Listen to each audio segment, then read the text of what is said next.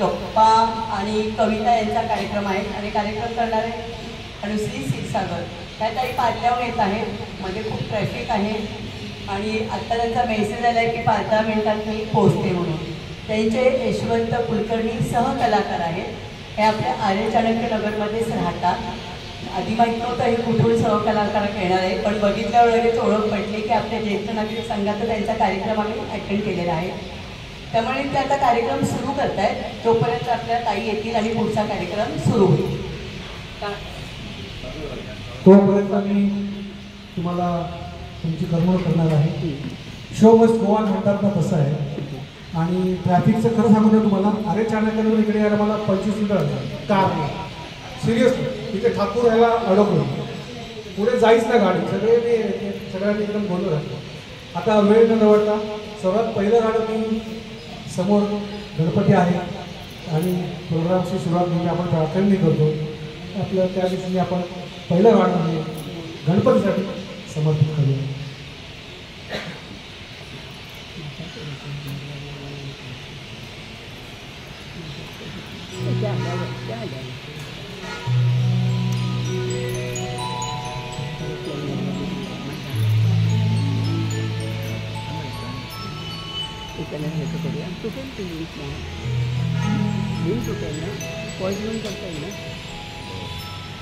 तू सुख करता तू दुःख हरता, तू सुख करता तू दुःख हरता, तू सुख करता तू दुःख हरता, तूच करता आणि करविता, तू सुख करता तू दुःख हरता, तू सुख करता तू दुःख हरता, तूच करता आणि करविता, तू सुख करता तू दुःख हरता. मोरया मोरया मंगलमूर्ती मोरया, मोरया मोरया मंगलमूर्ती मोरया. गीत ऐकायला येतं आहे ना तिकडे? व्यवस्थित ऐकायला येतं का अजून वाढवायचं आहे?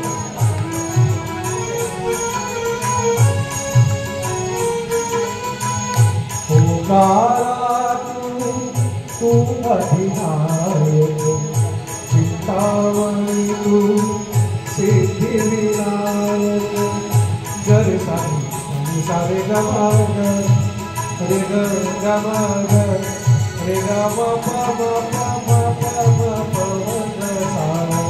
ओंकारा तू अधिनायक, चिंतामणी तू सिद्धिविनायक. मंगलमूर्ती तू भवतारक, सर्वसाक्षी तू अष्टविनायक. तुझ्या कृपेचा हात मस्तकी, तुझ्या कृपेचा हात मस्तकी, काही मम चिंता. तू सुख करता तू दुःख हरता, तू सुख करता तू दुःख हरता. मोरया मोरया मंगलमूर्ती मोर. मोठाने मोरया मोरया मंगलमूर्ती मोरया.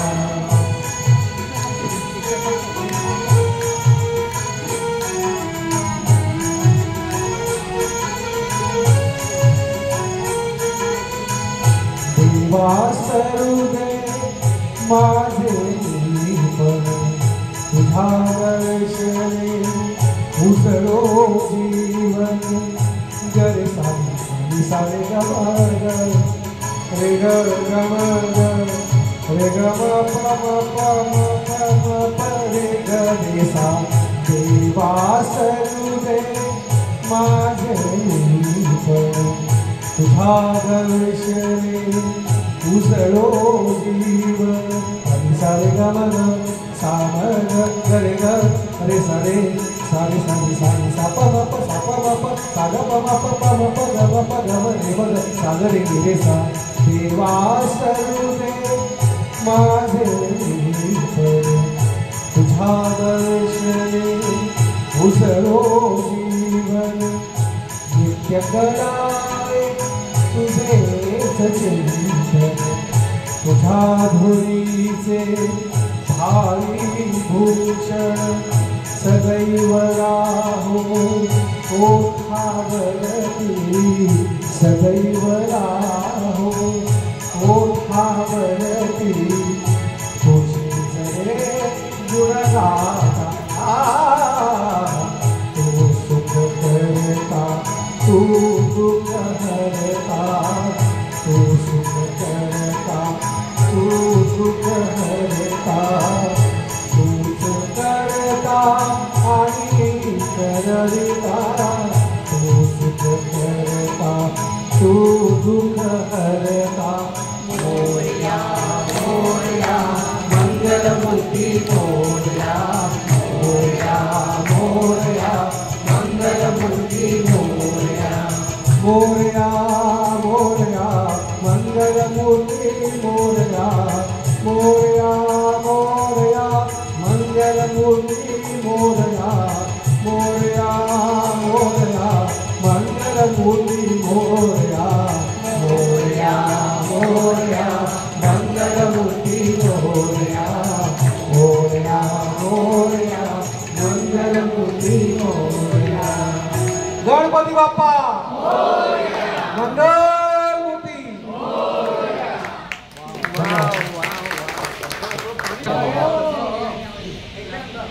गोपी साहेबांची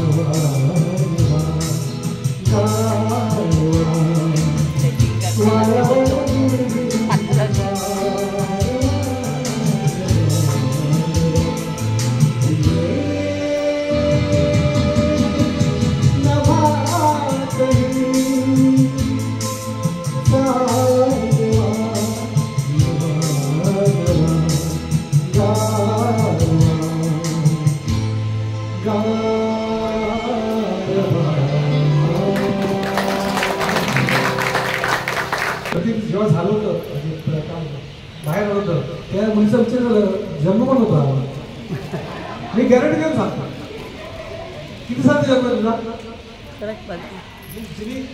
व्हिडिओ पण काढला ते गाणं माहिती आहे तुला आवडलं हेच त्या गाण्याची गंमत आहे तेच सांगायचं तुम्हाला म्हणजे त्या मुलीचा जन्मही नव्हता झाला तेव्हाही आलेलं गाणं आहे ते इंग्रजी इतकं छान म्हटलंय लोकांना ते असं मस्त असं पकडून ठेवतात माझे डोळे फिरतायत सारखे अभिषेक कधी येते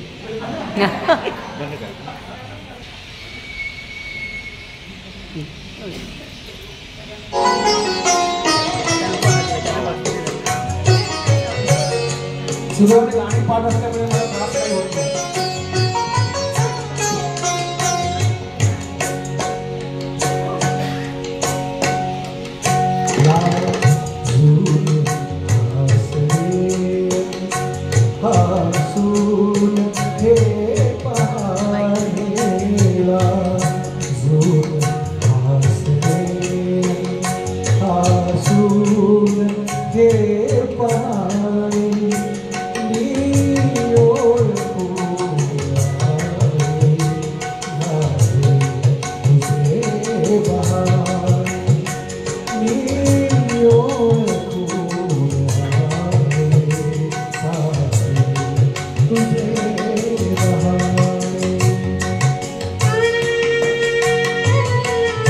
कॉमेंट करायचं तिच्यावर करणार नाही कारण ती बिचारी लाजेल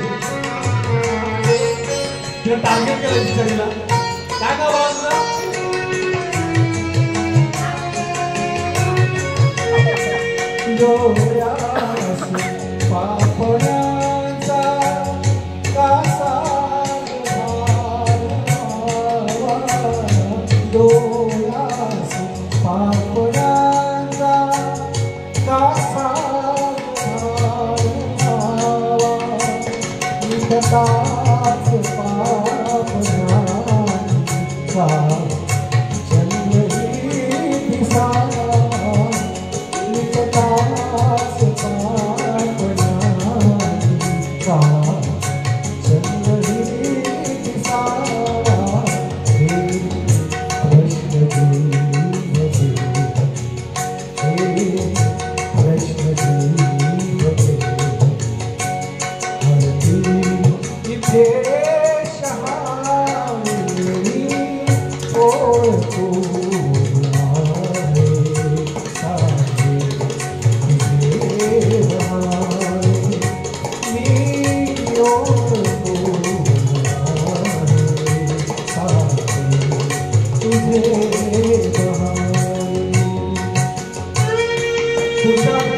शब्दांची छान बघा, तुमच्या शब्द फार सुंदर गाताना मजा येते.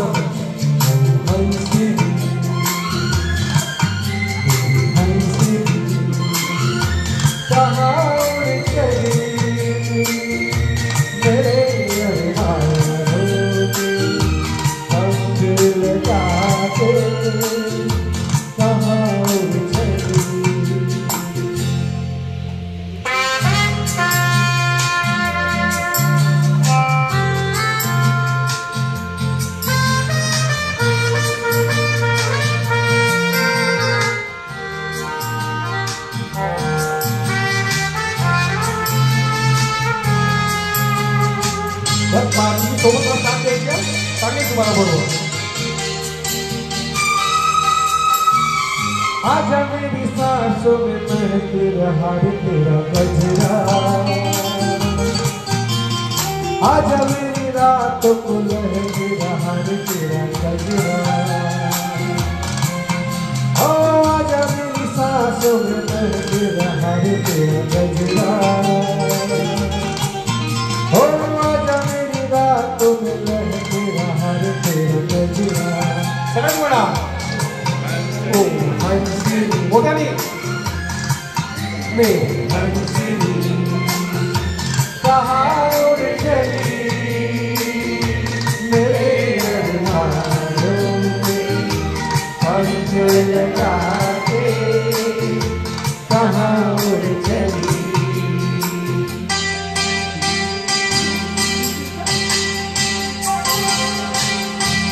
मॅडम तापा काय काय आपला साऊंड लावून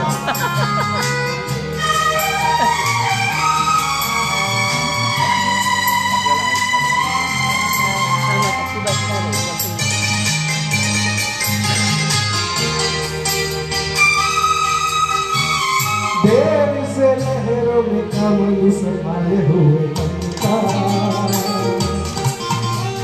जीवन ताल में भटक रहा है तेरा हंसा, हो देर से लहरों में कमल समाये हुए पंखा, हो जीवन ताल में भटक रहा है तेरा हंसा. तुमच्याकडे हंसी कहाँ चली मेरे अरमानों के पंख लगा के कहाँ उड़ चली.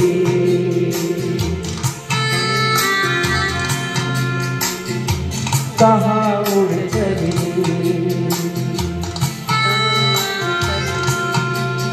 हो कहाँ उड़ चली.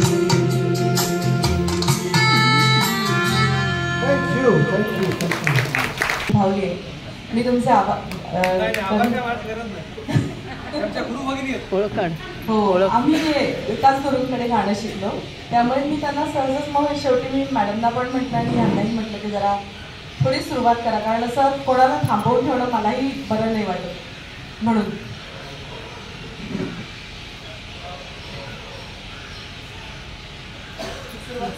मी एक तुमची ओळख.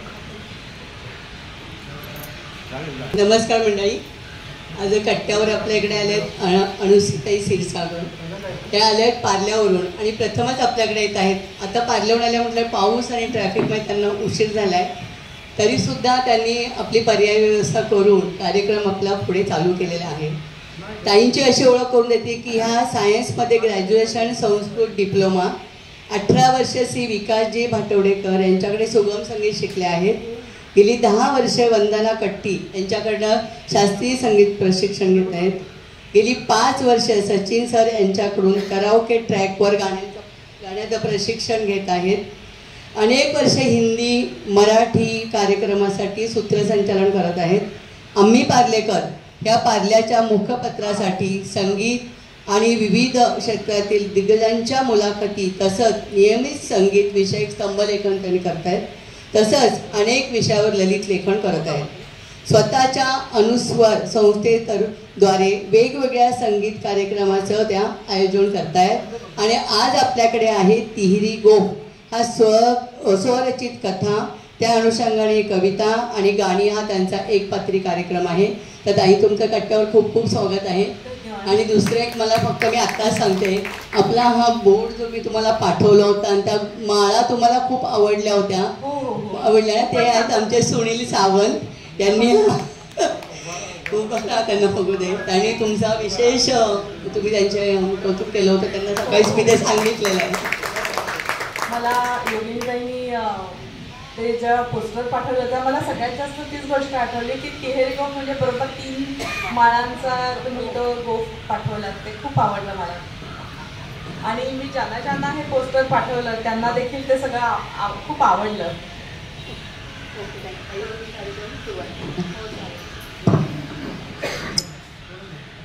झालं त्यामुळे सगळे लेख तर मला आता घेता येणार नाही आहेत, पण तुमची वेळ होत आली की तुम्ही मला सांगा, कारण वायडीनी आणि मी आम्ही दोघांनी 1-2 ड्युएट्स पण ठरवली होती. सो एक 10-15 मिनटं आधी आम्ही तेवढी 2 गाणी सादर करू. त्यांना तर तुम्ही भरपूर ऐकलेलंच आहेत. आमची ड्युएट्स आम्ही सादर करतो. आज आपल्यासमोर मी सादर करणार आहे तो रीतसर कथाकथनाचा कार्यक्रम नाही आहे. आपण आपल्या रोजच्या आयुष्यामध्ये जे अनुभव घेत असतो ते रोजचे साधे साधे अनुभव मी फक्त शब्दबद्ध केलेले आहेत.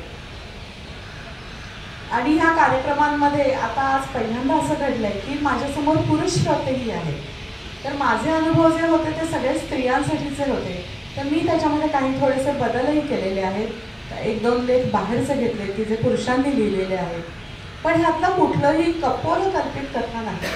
सगळे आपले स्वतःचे अनुभव आहेत. त्या अनुषंगाने काही कविता आहेत. कविता माझ्या नाहीत. ज्या कोणाच्या कविता असतील त्यांचं मी नाव तिथे तुम्हाला सांगेन. आणि त्या अनुषंगाने गाणी, कारण मी वायडींचं गाणं तुम्ही ऐकलं, माझी प्लीज त्यांच्याशी तुलना करू नका. कारण की एकतर मी खूप उशिरा वयामध्ये गाणं शिकायला सुरुवात केली. आणि आपल्या बायकांचं कसं असतं, आपल्याला सगळ्या गोष्टी करायच्या असतात संसार सांभाळून. त्यामुळे मला जेवढं जमलं तेवढं मी गाणं केलं आणि जेवढं मला येतं तेवढं मी आपल्यासमोर सादर करणार आहे. तर अशा गप्पा, कविता, गाणी म्हणून माझ्या कार्यक्रमाचं नाव आहे तिहेरी गोफ. आणि आपल्याकडनंही प्रतिसाद अपेक्षित आहे. नुसतंच मी आपली बोलते आणि तुम्ही ऐकताय असा कार्यक्रम होऊ शकत नाही. माझा पहिला लेख सादर करते. माझा वाचन ग्रुप आहे संवादिनी. म्हणजे आम्ही दर महिन्यामध्ये जमतो, पुस्तकं वाचतो, त्याच्यावरती चर्चा करतो. तर त्या ग्रुपमध्ये एका मैत्रिणीने एकदा आम्हाला प्रत्येकीला एक शब्द दिला, प्रेम, नातं, विश्वास असा. आणि सांगितलं की या शब्दाच्या अनुषंगाने तुमच्या मनात काय येतं ते लिहून काढा. मग हा शब्द आला होता लय. त्या अनुषंगाने मी एक लेख लिहिला, तो आपल्यासमोर सादर करते आहे. सखीने शब्द दिला लय आणि कितीतरी आनंद मिळाला. जे मनात साचलं आहे ते लयीत व्यक्त करण्यातला. गाणं शिकत असल्यामुळे गाण्यातल्या लयीशी तर चांगलाच परिचय आहे. पण आपलं एकूण आयुष्य देखील सुंदर लयीत वाहत असतं. सकाळी उठल्या उठल्या खिडकीचा पडदा सरकवावा आणि पक्षाची सुमधुर लकेर कानी यावी. इथे पहिली सम साधली जाते. गाण्यामध्ये सम असते तालाची. तशी आपल्या आयुष्यातही सम असतात, त्या साधायलाच लागतात. तुमच्याकडे तर तुम्ही इतके नशिबान आहात की पक्ष्यांचे आता मावळताना देखील किलबिल आहे. मग चहा ठेवला जातो. साखर चहा योग्य प्रमाणात, योग्य वेळात, डोळे मिटून चहाचा पहिला घोट. इथे साधली जाते ती लयच. प्रमाण चुकलं, उशीर झाला, चहा गार झाला की लय बिघडलीच. पोळ्या किंवा चपात्या करताना तर ती साधावीच लागते. ती लाटणं, तव्यावर भाजणं, एकीकडे पुढची पोळी लाटणं, ह्या सगळ्या लयबद्ध हालचाली आहेत. आणि तिथेही आपला वेळ चुकला की मग त्या सगळ्या बिघडतात, नकाशे होतात. त्यातून सुद्धा ते करण्यातून देखील आपल्याला कितीतरी आनंद मिळतो. शारीरिक हालचाली अशा जणू नर्तन. भाजीचंही तेच. फोडणीची लय बिघडली की चव गेलीच भाजीची. प्रत्यक्ष गाण्यातही गायिका कसलेली असली तरी अवघड ताल असावा. अनवट रागाचे, अवघड चलनातले सूर असावे. अशा वेळी लय बिघडू न देता अचूक सम साधली गेली की गाणाऱ्याला आणि ऐकणाऱ्याला मिळतो निव्वळ ब्रह्मानंद. नृत्य देखील लयीशिवाय निरर्थक. नर्तकी गिरक्यांवर गिरक्या घेते आणि लय साधत समेवर येते. प्रेक्षकांचं मन बांधून ठेवते आपल्या पावलांच्या फिरकीवर. लहान मूल लिहायला शिकतं. ती अक्षरातली रेषा, चित्रातली रेषा देखील लयबद्धच असतात. त्या असाव्याच लागतात आणि आपल्या लयीतून आशय व्यक्त करतात. निसर्गात योग्य वेळी पानांचे गुच्छ उतरतात. कळ्यांचे अंकुर हळूच डोकावतात. फळांचे घोस लगडतात. त्यांचे कोश फोडून बिया अलगद बाहेर पडतात आणि पुन्हा मातीतनं रुजून येतात. ही किती सुंदर लय साधली आहे अव्याहत निसर्गामध्ये.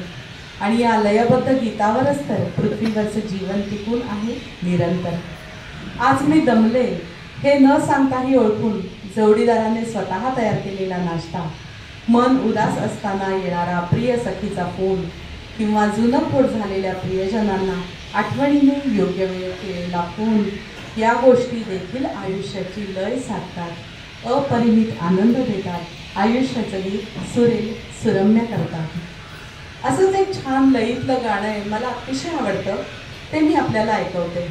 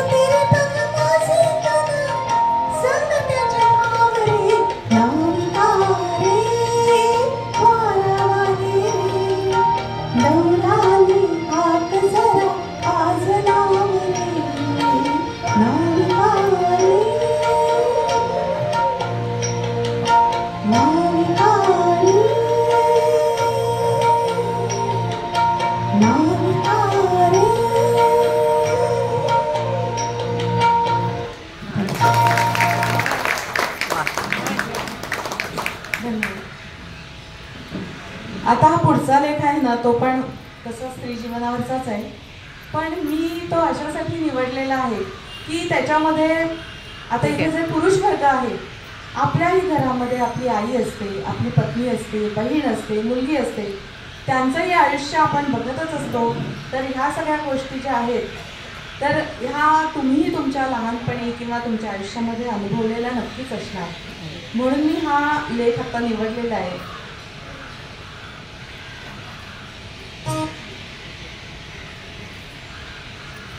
तर शैशव तारा, व्हॉल्यूम पाहिजे थोडा. ओके. शैशव तारा ही अरुणाताई ढेरे यांची कविता आहे. ती मी आधी वाचून दाखवते.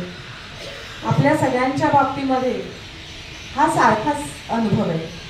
किती दिवसांनी बहिणीचे मी पुन्हा गुंफले केस, किती दिवसांनी बहिणीचे मी पुन्हा गुंफले केस, आठवणीतून घमघम लाग बालपणाचा वास, हलके हलके हृदयाजवळून किडकिडले ग काय, काचेच्या रंगीत बांगड्या आणि छुमछुम पाय, बोल घेवड्या कथा सखी सम मोठे डोळे त्यांचे, घेराच्या गिरकीत झग्याच्या अद्भुत नाच पर्यांचे, मी मेहंदीचे हिरवे ठिपके पुन्हा हुंगले खोल, किती सुखांचे तळवे झाले गर्द लालडे लावे.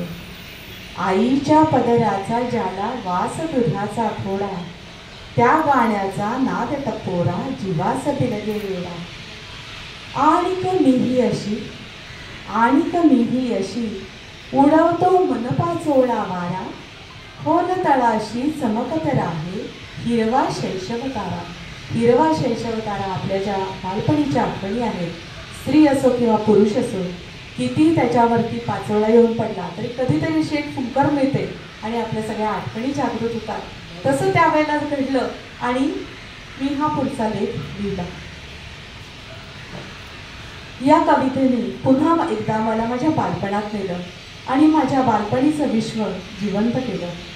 माझ्या बालमैत्रिणी ज्या आता अक्षरशः जगाच्या पाठीवर वेगवेगळ्या दिशात विखुरल्या आहेत, पण व्हॉट्सअपमुळे सगळ्या एकमेकींच्या संपर्कात आहेत. शैशव तारा ही अरुणाताई ढेरे यांची कविता या बालमैत्रिणींच्याच ग्रुपवरती आली आणि मन हरपून गेलं. थेट बालपणात गेलं. बहिणींइतकंच भावंडांइतकंच किंबहुना जास्त महत्त्व त्या वयामध्ये मित्रमैत्रिणींना असतं. मध्ये चिमुकली गल्ली आणि समोरासमोर इमारती अशी आमची घरं होती. त्या काळात हम दो हमारे दो वगैरे भानगड नसल्यामुळे सगळ्या घरांमध्ये भरपूर मुली होत्या. चिक्कार मैत्रिणी होतो आम्ही. सख्या मैत्रिणी, चुलत मैत्रिणी, बहिणींच्या मैत्रिणी, मैत्रिणींच्या मैत्रिणी, अशा वेगवेगळ्या वयाच्या, वेगवेगळ्या शाळेच्या. पण शाळा सुटली की दप्तरं घेऊन घरात टाकायची आणि थेट खेळायला. मुली असलो तरी खेळाच्या बाबतीत आम्ही कोणतीही इन्हिबिशन्स मानलेले. भातुकलीपासून क्रिकेटपर्यंत सगळे खेळ खेळायचे. घरून आईची हाक आली ठणठणी तशी की मग सर्वांची पांगापांग. त्यावेळी उन्हाळी शिबिरं वगैरे भानगड नव्हती. त्यामुळे वार्षिक परीक्षा संपली की परीक्षा संपल्याच्या दुसऱ्या दिवशीचा पहिला प्रोग्राम म्हणजे मेहंदीची पानं ओरबाडून आणले. तुम्ही पण आणली असणार. सगळ्यांचे डोक्याशी. आणि ह्याच्यामध्ये आम्हाला भावांची पण मदत असायची. भाऊ आणि मित्र आम्हाला मेहंदी आणायला मदत करायचे. मग ती दगडाने किंवा पाट्यावरती वाटून त्याच्यामध्ये काच वगैरे आणून घालायचा आणि आम्ही त्या चिमणीची शी गोळा करून ती देखील त्याच्यामध्ये घालायचं म्हणजे रंग येतो असं म्हणतात.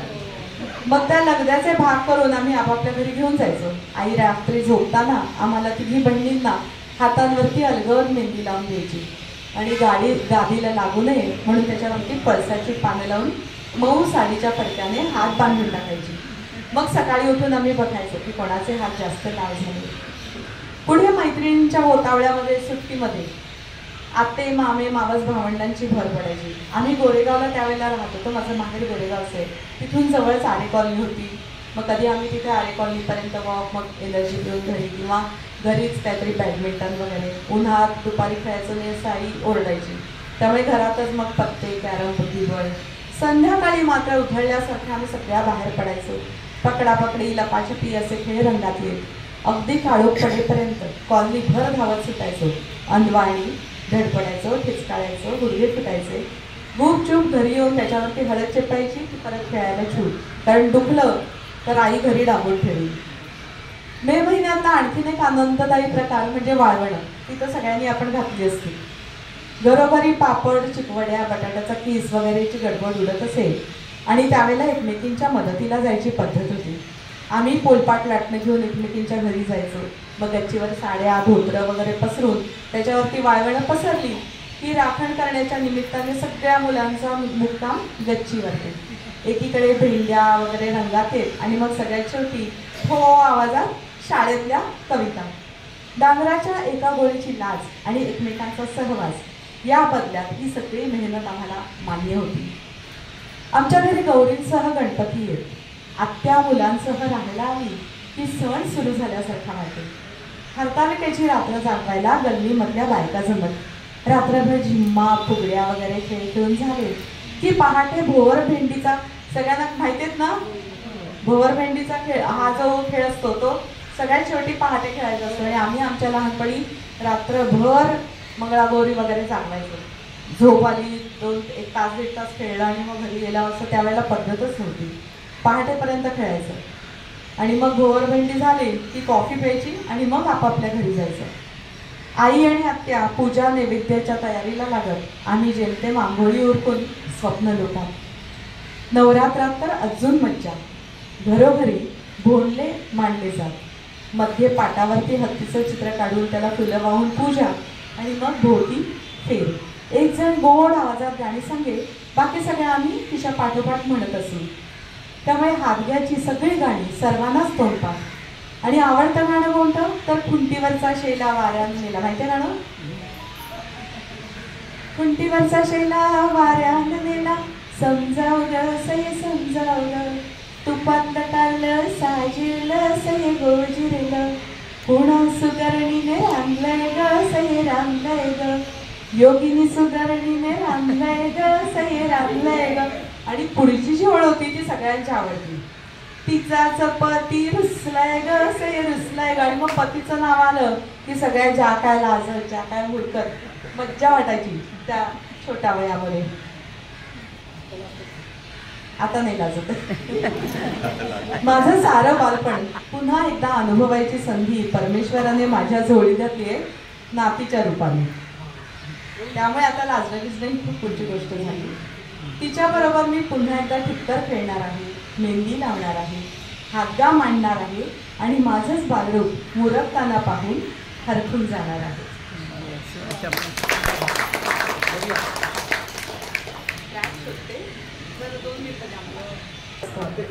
ते जातं.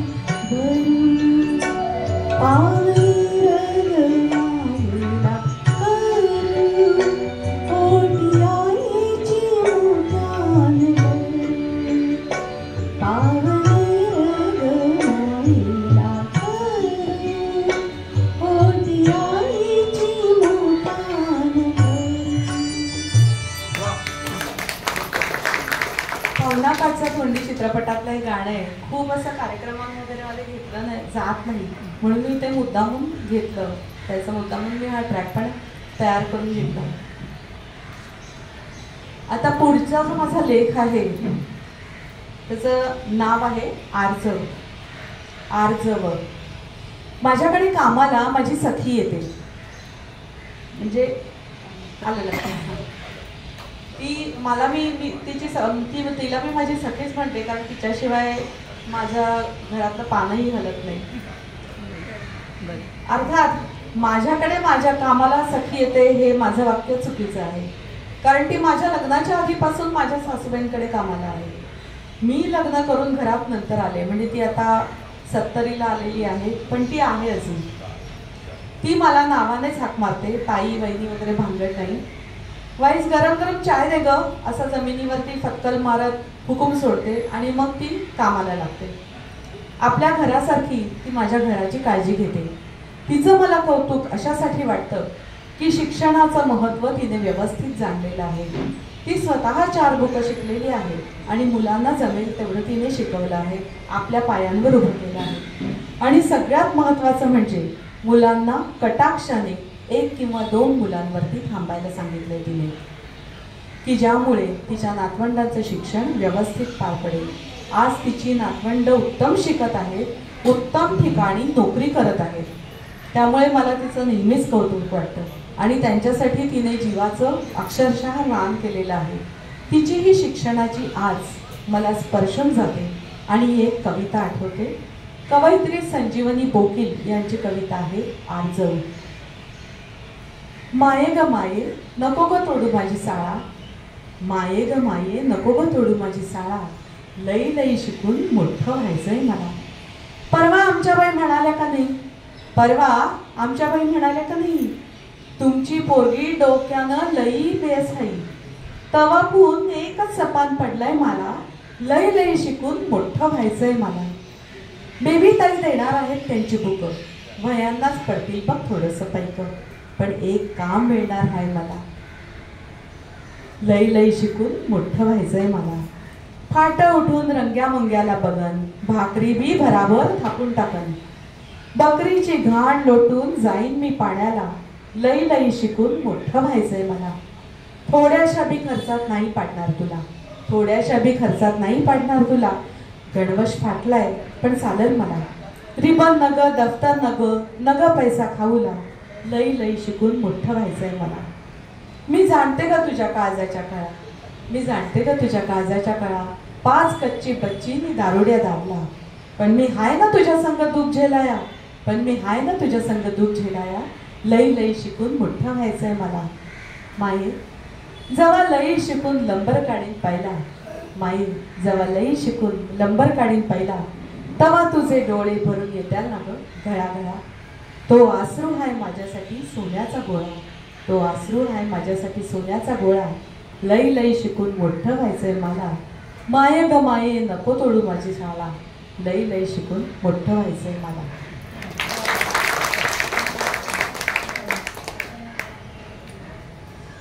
या ज्या कवयित्री आहेत त्या माझ्या मैत्रिणीच्या सासूबाई आहेत, चुलत सासूबाई. आणि त्यांच्या घरी त्यांचं लग्न जेव्हा झालं तेव्हा जी घरामध्ये कामाला जी होती तिच्या मुलीची ही कथा त्यांनी प्रत्यक्ष पाहिली आणि कविता लिहिली.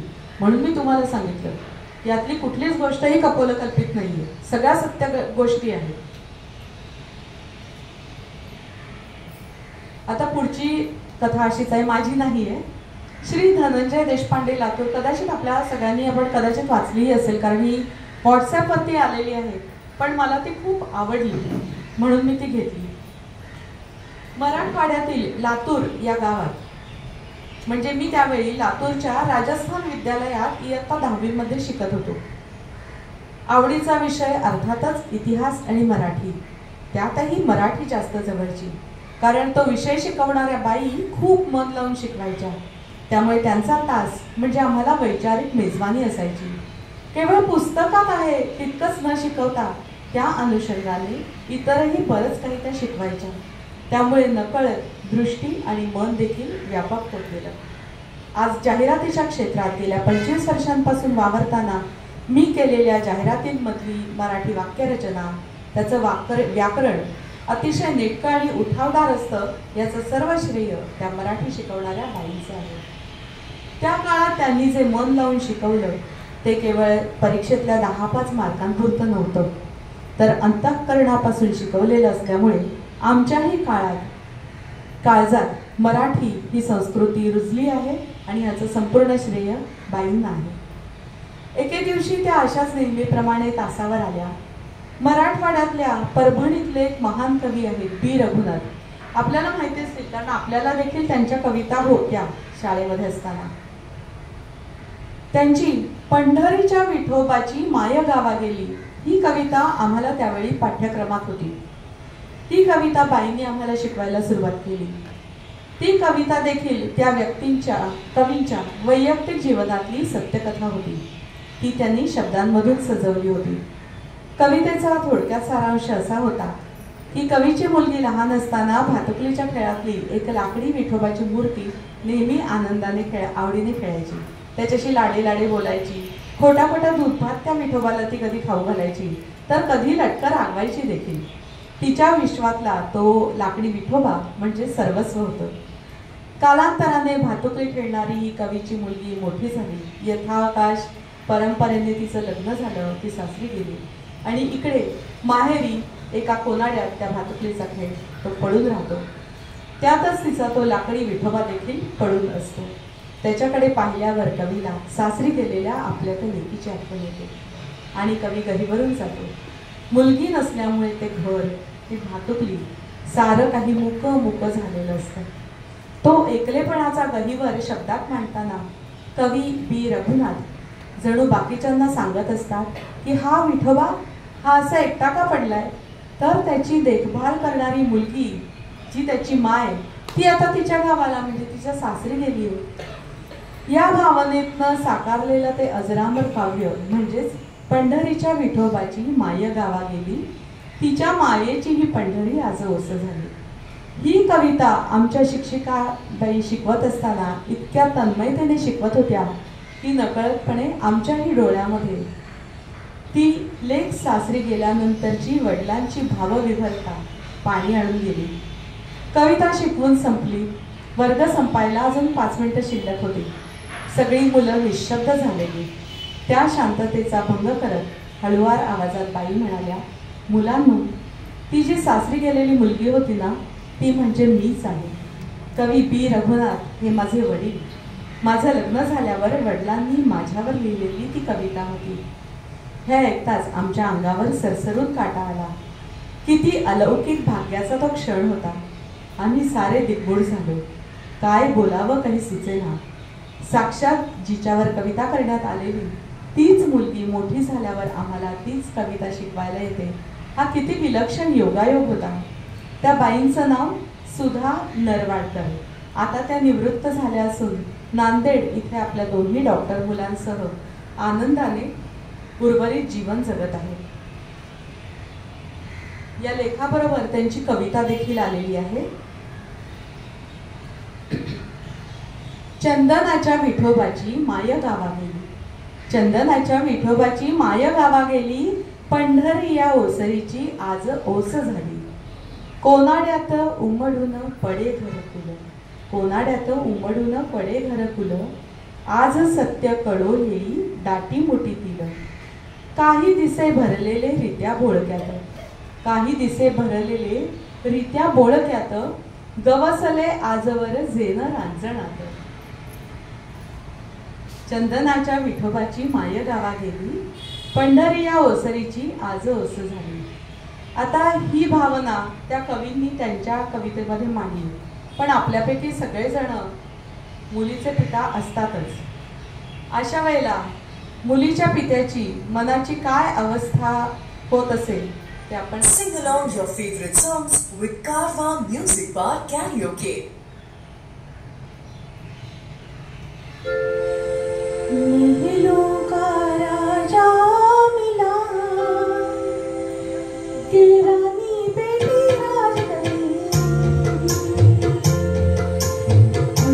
खुशी कर दो पिता, तुम्हारी बेटी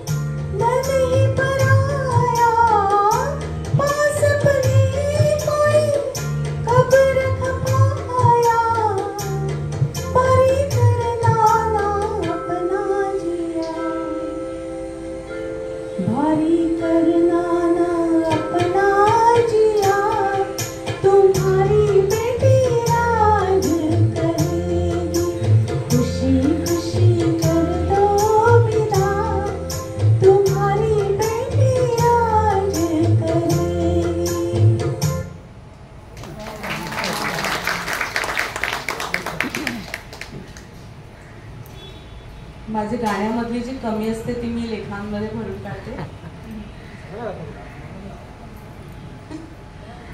आता मगाशी मी उल्लेख केला नवरात्रीच्या ह्याच्यामध्ये की माझ्याकडे माझी छोटी नात आहे.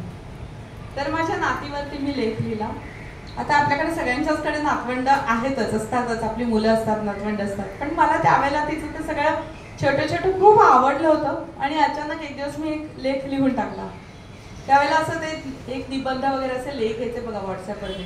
तसं डोक्यामध्ये आलं की चला आपण असं काहीतरी लिहूया आणि सुचलं आणि लिहित गेले मी. आमची पिल्लू हा एक टायनी क्रिचर आहे. ती जन्माला येऊन फक्त 8 महिने झाले आहेत. पण तिच्या घरदारच नव्हे तर अख्खी सोसायटी आणि नातलग परिवार हलवायची ताकद आहे. सकाळी ती खूप गोडगोड हसत उठते. पण ही वादळापूर्वीची शांतता असते. तिला समोर तिचे आब्बा दिसतात. ती मला आब्बा अशी हाक मारते असा आजोबांचा दावा आहे. तर ती बॅ बॅ करायला लागली ना की बाबाला वाटतं की मलाच हाक मारते. ती आईला पाहून अशी रडते. त्यामुळे ती आपल्याला हाक मारते असं तिच्या आईला वाटतं. तर ती निरर्थक बोलते असं आजीचं ठाम मत असतं. सकाळी सकाळी ती आब्बांच्या मागे लागते, मला फिरवून आणा. अगं मला कामाला जायचं आहे असं सांगून आब्बा कशीबशी तिच्याकडनं सुटका करून घेतात आणि ऑफिसला पळून जातात. मग ती तिच्या बाबाकडे मोर्चा वळवते. तो 1 मिनिट घेतो, मलाही निघायचंय ग म्हणून आईकडे येतो आणि पळून जातो. आई मात्र शहाणी मुलगी आहे. ती कलिंगडाच्या गोड गोड गराने भरलेली वाटी घेऊन येते. ते पाहून पिल्लू इतकी खुश होते की वाटीवरती हात मारते आणि मोरे रंग डोलाय हे गाणं सत्यात उतरतं. मग आई तिची साफसफाई करून तिला जरा घ्यावं म्हणून पिल्लूचं गाठोडं आजीच्या ताब्यात देते आणि कामं आवरायला निघून जाते. अशा तऱ्हेने आजी आणि पिल्लूचा दिवस सुरू होतो. मग दोघे झाडांना पाणी देणं, भांडी लावणं अशी कामं करतात. पाणी देताना तिला भिजायला खूप आवडतं आणि भांड्यांचा ठणठणाट तर फारच आवडतो. कधी कधी मला असं वाटतं की आपण तांबटाळीतच राहतोय.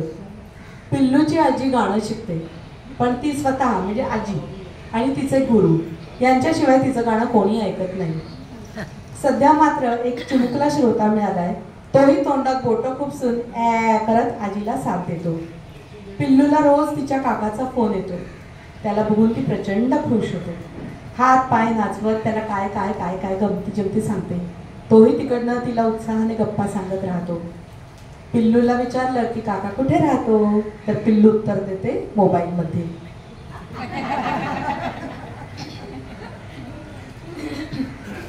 घरी रोज येणाऱ्या ताया मावश्या 5 मिनिटं जास्त घेऊन येतात, कारण त्यांना तिच्याशी खेळायचं असतं. ती नेमकी झोपली असेल तर त्या हिरमुसतात. पिल्लूची आंघोळ अख्ख्या सोसायटीला समजते. ती संपेपर्यंत पिल्लू आणि आई पुन्हा एकदा घामाने निथळलेले असतात.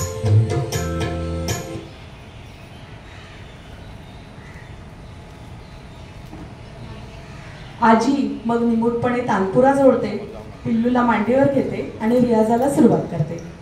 आजीचं गाणं ऐकून दंगा घालून श्रमलेली पिल्लू 5 मिनिटात झोपते. झोप झाल्यावर फ्रेश झालेली पिल्लू अंथरूण पांघरुणासकट रांगायला सुरुवात करते. ती शंख पाठीवर घेऊन निघालेल्या गोगलगाईसारखी दिसते. मग पिल्लूची आई तिच्या भाताची वाटी आणून आजीच्या हातात ठेवते.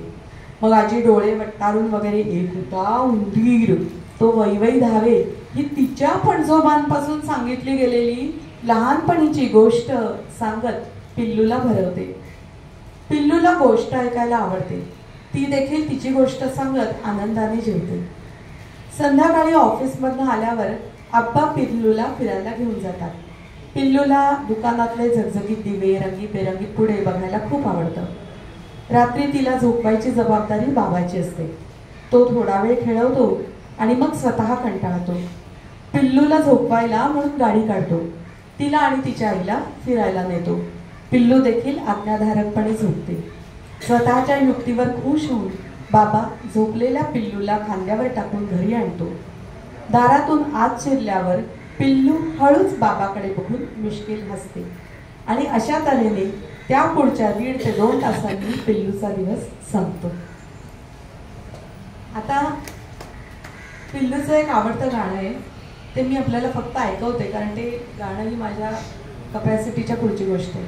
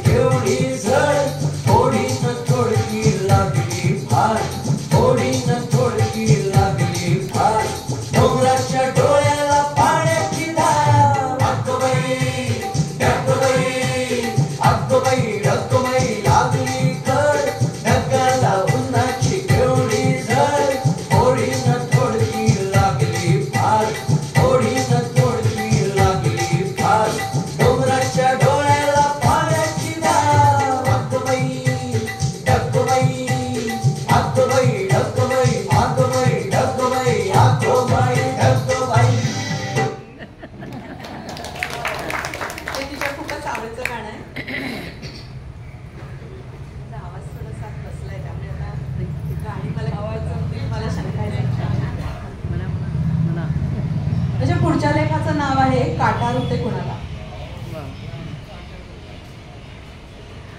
मी नाट्यसंगीत शिकत नाहीये. तुम्हाला वाटेल मी आता काटा रुते कुणाला गाणं सुरू करायचं, तसं काही नाहीये. आणि तो गुलाबी काटा रुतायचं माझं वय देखील राहिलेलं नाही. तर काय झालं, शाळेच्या मित्रमैत्रिणींचा आमचा ग्रुप आहे. हल्ली आता रियुनियन होतात, सगळे ग्रुप्स तयार होतात. तर माझाही शाळेचा ग्रुप आहे. आम्ही सारे गोव्याला गेलो होतो. तिथे आमच्या एका मित्राचं झक्कास हॉटेल आहे, अगदी बीचला लागून आहे. सकाळी बीचवर मनसोक्त बागडणं आणि नंतर दिवसभर सगळी देवळं, चर्चेस, राजवाडे, पालथे घालणं हा आमचा तिथला दिनक्रम होता. रापण हा प्रकार तिथेच बीचवर मी पहिल्यांदा पाहिला. अतिशय लयबद्ध प्रकार.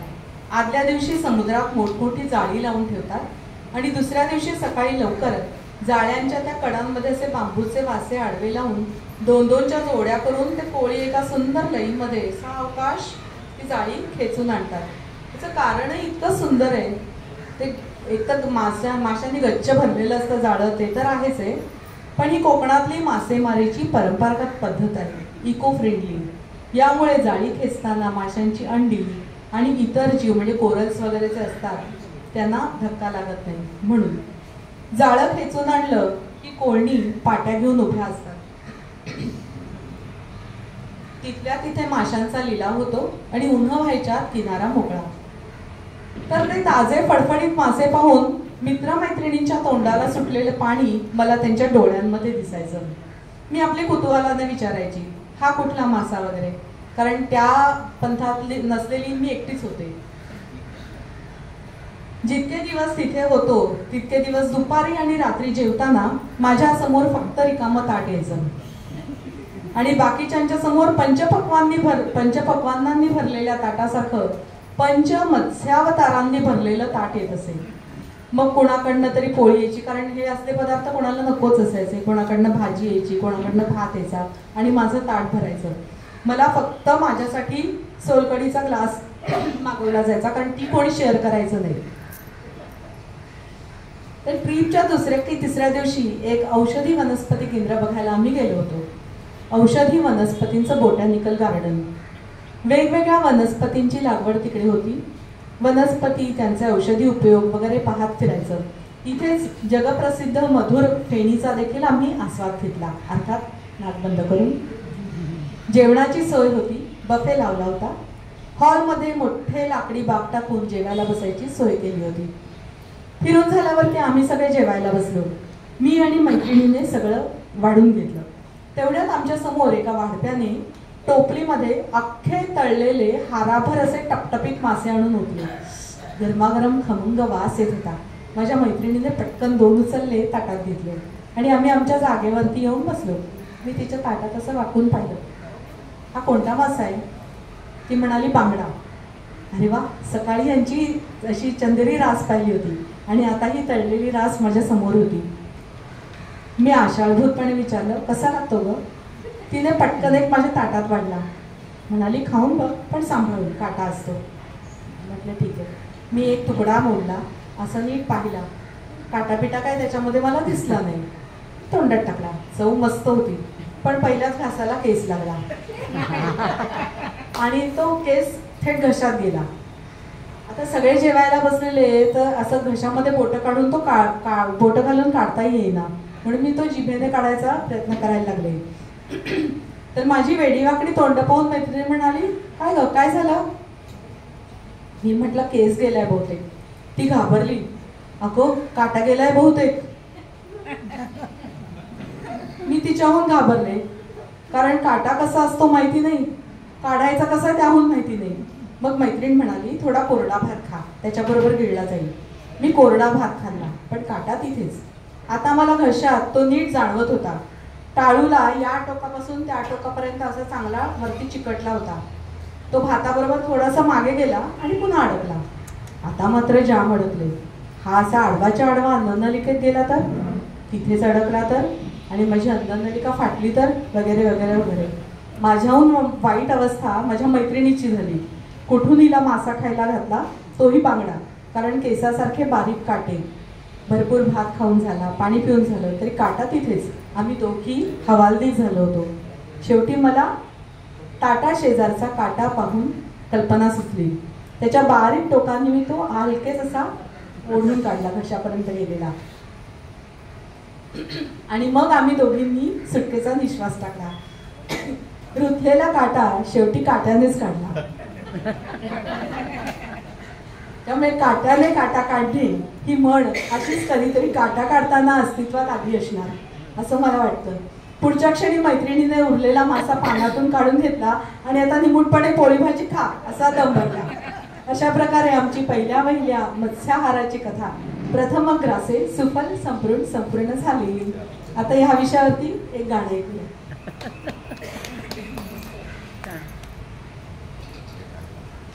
डोळ्यात वाकून बघतोस काय, गाल्यात मासोली गावायची नाही. डोळ्यात वाकून बघतोस काय, गाल्यात मासोली गावायची नाही. गाल्यात मासोली गावायची नाही.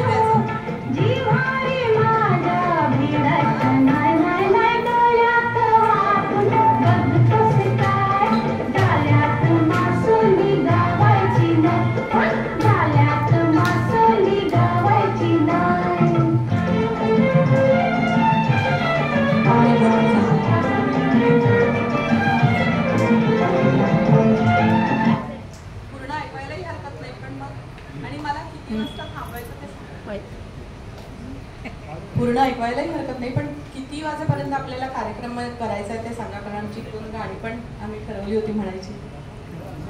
हा, 7:30 पर्यंत चालेल ना? मग 1-2 लेख वाजते आणि थांबते मी.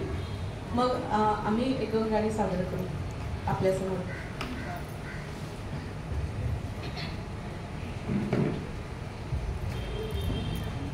नाव आहे पुनवेचा चंद्र.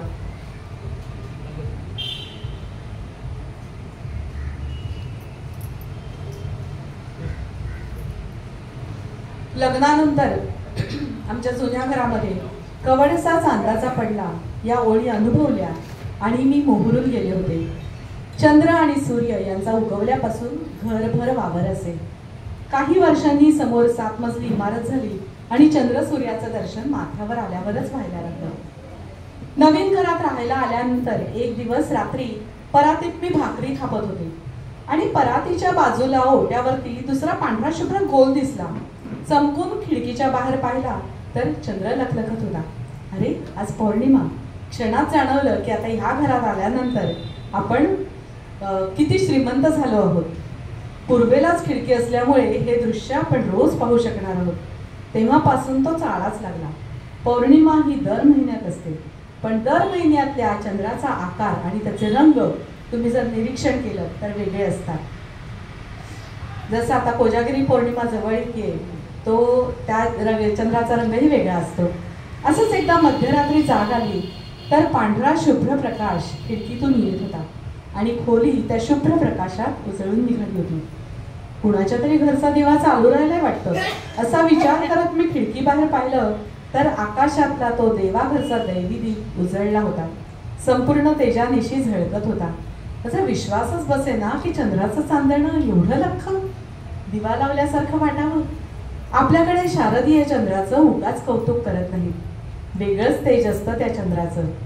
4 महिने आकाशात झाकवलेला राहिल्यानंतर दृष्टीस पडतो तेव्हा तो इतका सुंदर गुलाबी दिसतो की नवलच वाटतं. आटीव दुधाच्या रंगाचा तो मोठा गोल पाहून असं वाटतं की हा बासुंदी होऊन जर चांदीच्या पेल्यातून समोर आला आणि त्याच्यामध्ये एक बत्तासा तर किती मधुर लागेल. यावरून आठवलं, जिम कॉर्बेटला गेलो होतो तेव्हा पहिल्या 5 मिनिटात आम्हाला वाघांच्या जोडीचं दर्शन झालं. मग भलतंच खुश होऊन आम्ही हॉटेलच्या लॉनवरती गप्पा मारत बसलो होतो.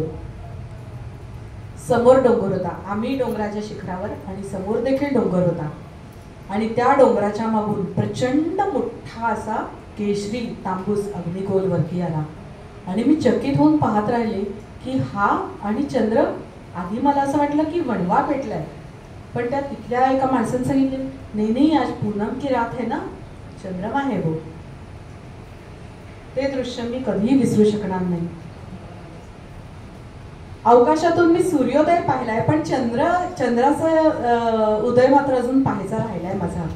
चंद्र आणि सूर्य दोन्ही तेजगोल पूर्ण तेजाने झळाळणारे असत की राहुकेतूंनी झाकवलेले. माझं पूर्वेकडचं आकाश रोज नवीन विभ्रम दाखवत असतं आणि मीही त्याला भरभरून दाद देत असते.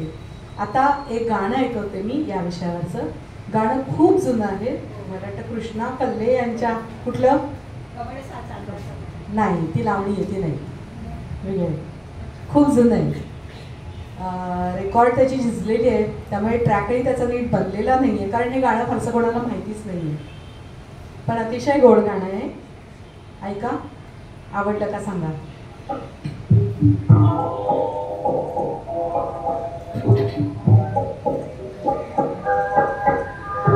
पुनवेचा चंद्रमा आला खरी, चांदाची किरण दर्यावरी.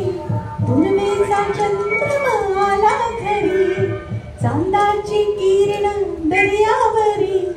चांदण्याच्या चोऱ्यात खाऱ्या खाऱ्या वाऱ्यात तुझा माझा एकांतरी साजणा.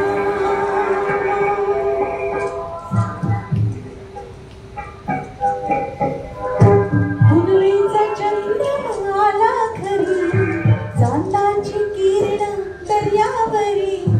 चांदण्याच्या चोऱ्यात खाऱ्या खाऱ्या वाऱ्यात तुझा माझा एकांतरी साजणा.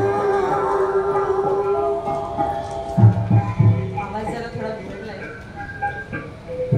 लाटाचे गीत दे काठाला सगळे. लाटाचे गीत दे काठाला सगळे. सागर काठा भिडती लाटा श्वास. मी ओरिजिनल गाणे आवाज खरंच झालाय. 1-2 वेळी फक्त ऐकवते.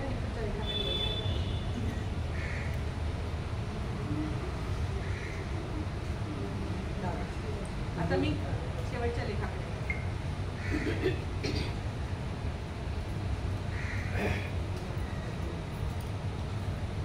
आता आपण कार्यक्रमाच्या शेवटाकडे वळतोय. तर कवी कुसुमाग्रजांची कविता आहे मौन. शिणलेल्या झाडापाशी कोकिळा आली, शिणलेल्या झाडापाशी कोकिळा आली, म्हणाली गाणं गाऊ का. झाड बोललं नाही, कोकिळा उडून गेली. शिणलेल्या झाडापाशी सुगरण आली, म्हणाली घरटं बांधू का. झाड बोललं नाही, सुगरण निघून गेली. शिणलेल्या झाडापाशी चंद्रकोर आली, म्हणाली जाळीत लपू का. झाड बोललं नाही, चंद्रकोर मार्गस्थ झाली. आता शिणलेल्या झाडापाशी बिजली आली, म्हणाली मिठीत येऊ का. झाडाचं मौन सुटलं, अंग अंगातून पोकारांचं तुफान उठलं. ही कविता पहिल्यांदा वाचली, परत वाचली, परत वाचली आणि लक्षात आलं की हे शिणलेल्या झाडाचं समजूतदार मौन आहे. वर्षानुवर्ष कोकिळा येऊन गात असेल, सुगरण पक्ष्यांनी पिल्लांसाठी सुंदर घरटी विणली असतील, चंद्रकोर रोज रोज झाडाच्या जाळीत लपली असेल. सगळ्यांच्या सोबतीत ऐश्वर्य संपन्न आयुष्य घालवलेल्या झाडाने आता स्वीकारलं आहे की आपण थकलो आहोत, शिणलो आहोत, कोणाचाही आधार होऊ शकत नाही. पक्ष्यांच्याही लक्षात आलं आहे की झाड दमलंय, म्हणून तर अवतीभोवती फिरत आहेत, शिणलेल्या झाडाला एकटं वाटू नये म्हणून. ही एक मानवी अवस्था आहे. काही वेळा आपल्याला नाहीही म्हणता येत नाही आणि होही. अशा वेळी आपल्याला मौनाची सोबत असते, थोडीशी घुसमट, पण शब्दाशिवाय पोहोचते बरंच काही. अशी ही मौनाची भाषा. आणि कवितेचा शेवट तर समर्पणाचा, मनाला चटका लावणारा. बिजलीला होकार म्हणजे स्वतःचा शेवटच स्वतःहून स्वीकारलेला, आणि तो तसा आपल्याला स्वीकारता यायला हवा. आता याच विषयावरचं एक गाणं मी आता प्रयत्न करते, कारण की माझा आवाज लक्षात घेता.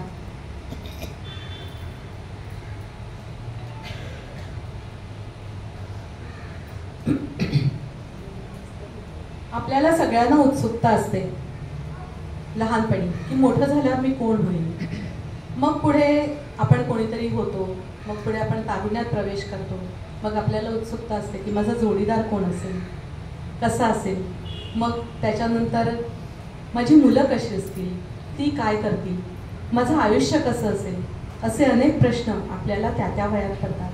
खूप उत्सुकता असते, यथावकाश उत्तरं मिळतातही, पण त्यासाठी आपल्याला वेळ द्यावा लागतो. डोरिस डे हिच्या एका गाण्यामध्ये या प्रश्नाचं उत्तर आहे, केस सेरा सेरा. तुम्हाला कदाचित माहिती असेल ही गाणं. ही इटालियन फ्रेज आहे. त्याचा अर्थ what ever will be will be, जे होईल ते होईल. भविष्यात जे होणार आहे ते होणार आहे. कुणी पाहिलंय भविष्य, आत्तापासून कशाला त्याची चिंता. तर हे गाणं सादर करायचा मी प्रयत्न करते, कारण फार वरच्या स्केलला नाही आहे. नाही जमलं तर इथेच थांबेल.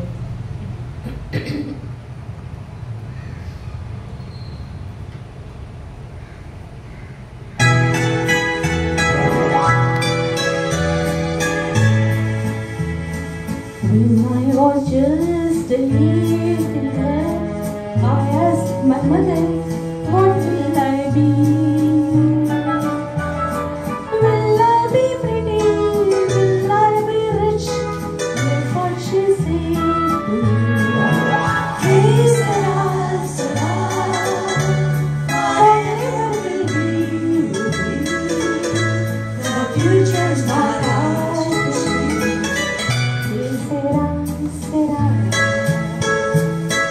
What will be, will be. When I grew up and now I asked my sweetheart, what lies ahead? Will we have rainbows day after day? That's what my sweetheart said. Hey, Sarah, Sarah, whatever will be, the future's ours to see. Hey, Sarah, Sarah, what will be, will be. Now I have children of my own. They ask their mother, what will I be? Will I be handsome? Will I be rich? I tell them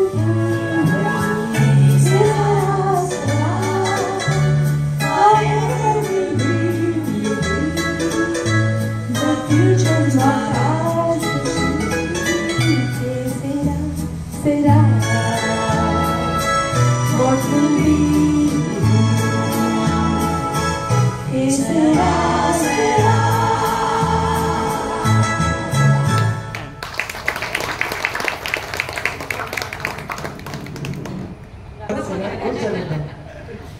अरे ते आमचे youngster गेले सगळे ते काय कुठे कामाला कुठे सगळे ते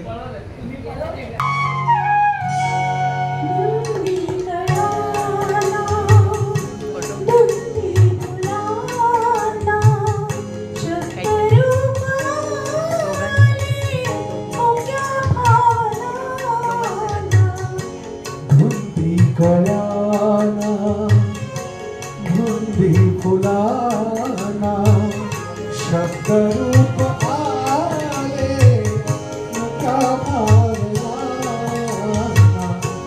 बुद्धी बुलाना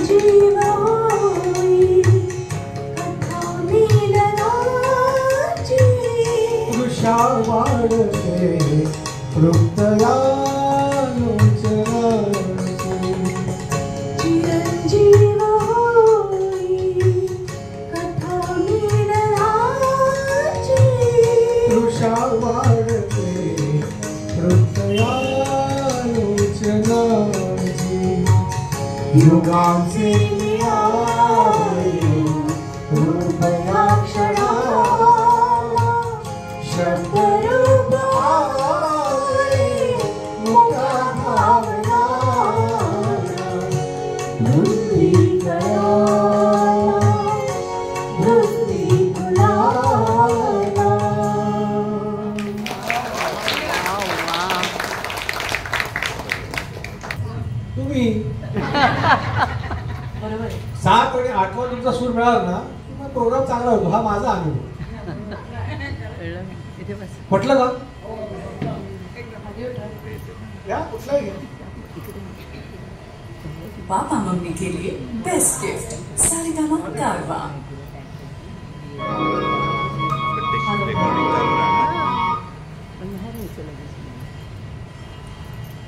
नको खाली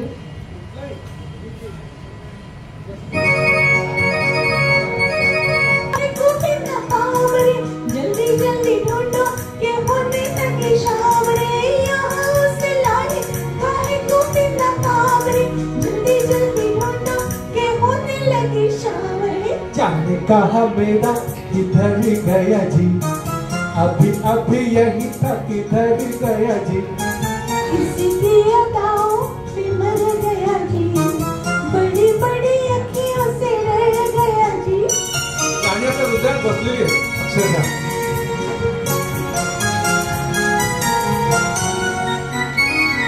कहीं उल्फत की नजर जरा फेर दे. कहीं उल्फत की नजर जरा फेर दे. ले दो चाराने जिगर मेरा फेर दे. ले दो चाराने जिगर मेरा फेर दे.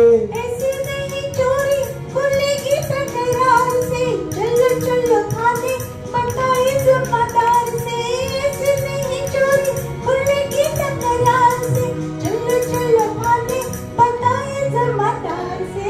जाने कहा मेरा किधर गया जी. अभी अभी यही था किधर गया जी. किसी की अदाओं पे मर गया जी. बड़ी बड़ी अखियों से रह गया जी. ये वजह से.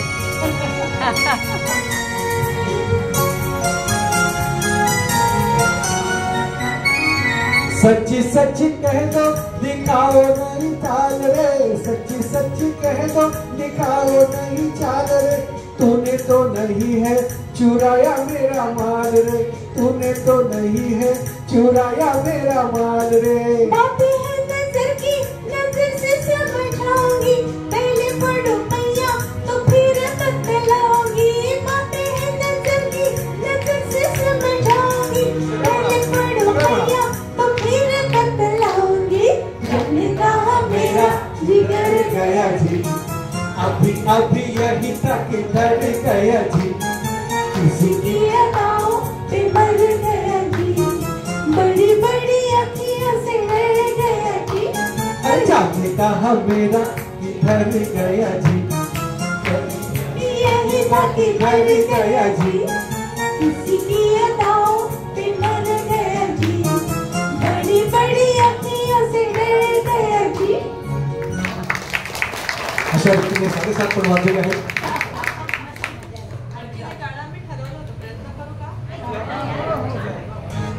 दररोज हे दुर्गंध हटवण्यासाठी मला महिन्याला मला जर जमलं तर मी म्हणेन, नाहीतर सर एकटेच म्हणेन. तर ते गाणं जरा शेवटचा आवाज.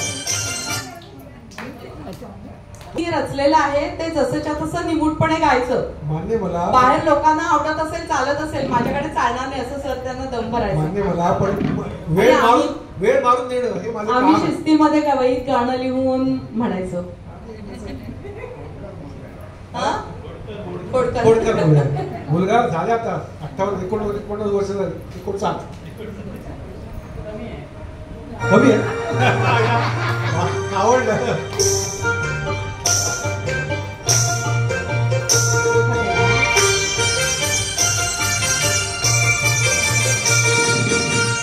खूप मोठं होतं.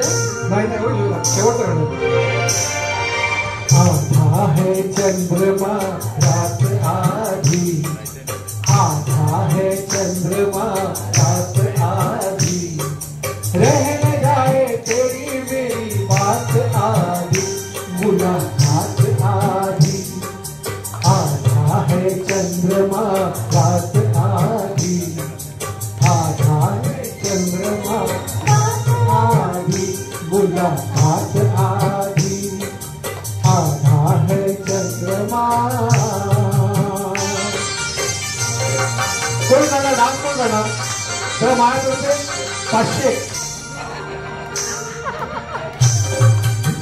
मी देणार तुम्ही देणार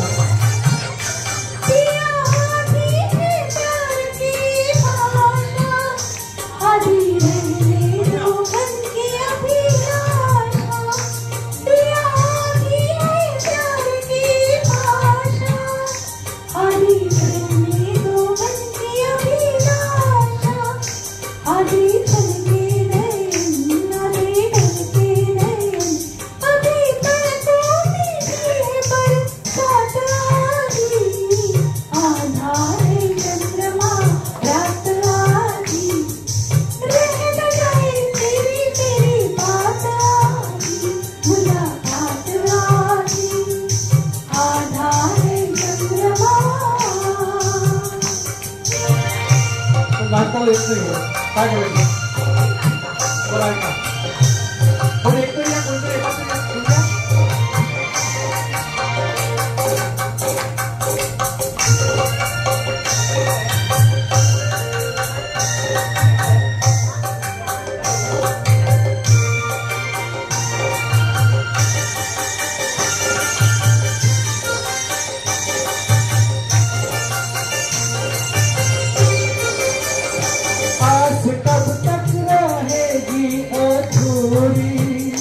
प्यास होगी नहीं क्या ये पूरी आस कब तक रहेगी अधूरी प्यास होगी नहीं क्या ये पूरी प्यासा प्यासा भवन प्यासा प्यासा गगन प्यासे तारों की भी है बारात आधी आधा है चंद्रमा रात आधी रह न जाए तेरी मेरी बात आधी मुलाकात आधी आधा है चंद्रमा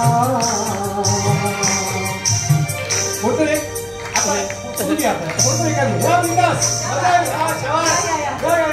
शेवटचा गाणं आहे मजा येईल आम्हाला आनंद मिळतोय थांबायचं नाही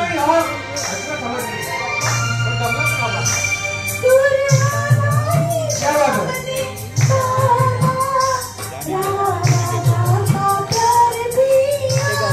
बहुत है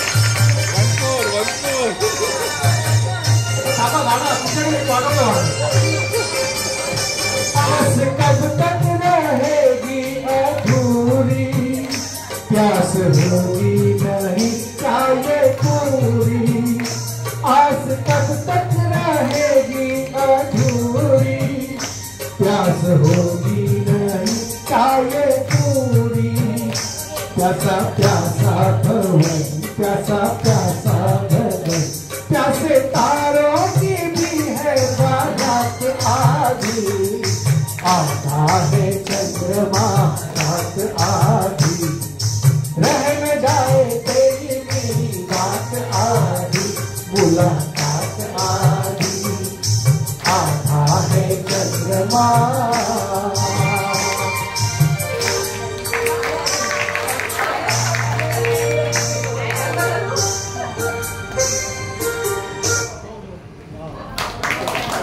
धन्यवाद धन्यवाद. सगळ्यात पहिले आभार मी आज श्री यशवंतजींचे मानेन, कारण की त्यांनी खरोखरच इथे येऊन मला जो काही आधार दिलाय त्याच्याबद्दल माझ्याकडे शब्द हे माझं नाहीत. कर्तव्य आहे, तुम्ही गुरुभगिनी आहात. आणि दुसरं योगिनी ताईंनी त्यांनी सांभाळून घेतलं, त्यामुळे मी खूप सगळ्यांची तुमची मनापासून आभारी आहे. आणि कार्यक्रम आवडला असेल तर आम्हाला पुन्हा बोलवा. आमचा मोठा ग्रुप आहे, आम्ही असा छान गाण्याचा कार्यक्रम घेऊन येऊ आपल्याकडे. आवडला असं कार्यक्रम तर जरा टाळ्यांच्या गजरात आम्हाला कळवू द्या. आता एवढ्या जोरात टाळा तुमच्यासाठी एक शेर आहे. मैं काशी गया मक्का गया पड़े पैरों में छाले, मैं काशी गया मक्का गया पड़े पैरों में छाले, लेकिन आप जैसे श्रोता हमें कभी नहीं मिले. तुमचे गाववाले आहेत ना, गाववाले तुमच्यासारखे दिलवाले. म्हणजे मी दिलवाला आहे. हो, प्रश्नच नाही. तो मारती मला. कुलकर्णी सर आणि खूप मजा आणली आहे आणि तुमची वेळ काय कुलकर्णी सरांनी अगदी छान भरून काढलेली आहे. आपण नक्कीच तुमचा कार्यक्रम पुढच्या वेळी ठेवूया. आता आमच्या कट्ट्याच्या रीतिरिवाजाप्रमाणे आम्ही तुम्हाला फुलाची पाकळी दलाल यांच्या हस्ते देत आहोत. दुसरी गोष्ट, आमच्या चरित्र कट्ट्यावर एक स्वयंरचित कविता करणाऱ्या अति दळगे आहेत, पण त्या आज आल्या नाही आहेत. त्यांनी आमच्या कट्ट्यातील प्रत्येक मेंबर्सवर कविता लिहिली आहे, काव्य आरती म्हणून. ती पण तुम्हाला आता दलाल साहेबांच्या हस्ते देऊया. दलाल साहेबांना खूप छान वाटलं पण मला.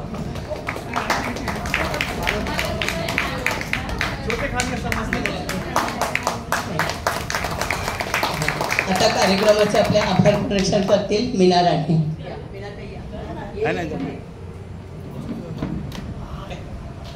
एक मिनिट.